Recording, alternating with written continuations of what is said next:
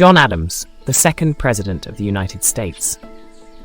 John Adams, a remarkable political philosopher, served as the second President of the United States, 1797 to 1801, after serving as the first Vice President under President George Washington. Learned and thoughtful, John Adams was more remarkable as a political philosopher than as a politician. "People and nations are forged in the fires of adversity," he said, doubtless thinking of his own as well as the American experience. Adams was born in the Massachusetts Bay Colony in 1735. A Harvard-educated lawyer, he early became identified with the Patriot cause. A delegate to the First and Second Continental Congresses, he led in the movement for independence. During the Revolutionary War, he served in France and Holland in diplomatic roles and helped negotiate the Treaty of Peace. From 1785 to 1788, he was minister to the court of St. James's, returning to be elected vice president under George Washington. Adams's 2 terms as vice president were frustrating experiences for a man of his vigor, intellect, and vanity. He complained to his wife Abigail, "My country has in its wisdom contrived for me the most insignificant office that ever the invention of man contrived or his imagination conceived." When Adams became president, the war between the French and British was causing great difficulties for the United States on the high seas and intense partisanship among contending factions within the nation. His administration focused on France, where the Directory, the ruling group, had refused to receive the American envoy and had suspended commercial relations. Adams sent 3 commissioners to France, but in the spring of 1798, word arrived that the French Foreign Minister Talleyrand and the Directory had refused to negotiate with them unless they would first pay a substantial bribe.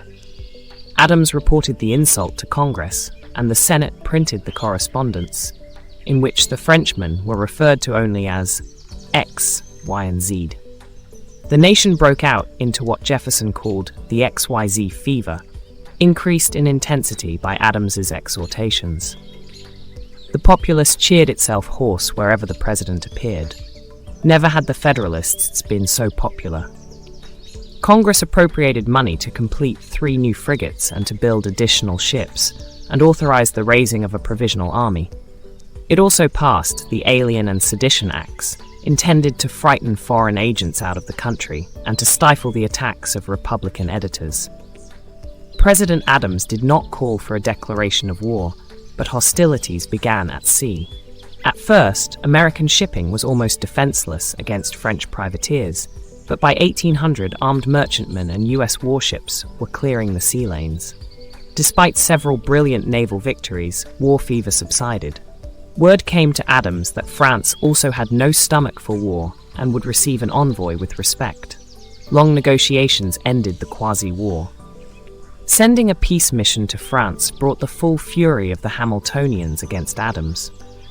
In the campaign of 1800, the Republicans were united and effective, the Federalists badly divided.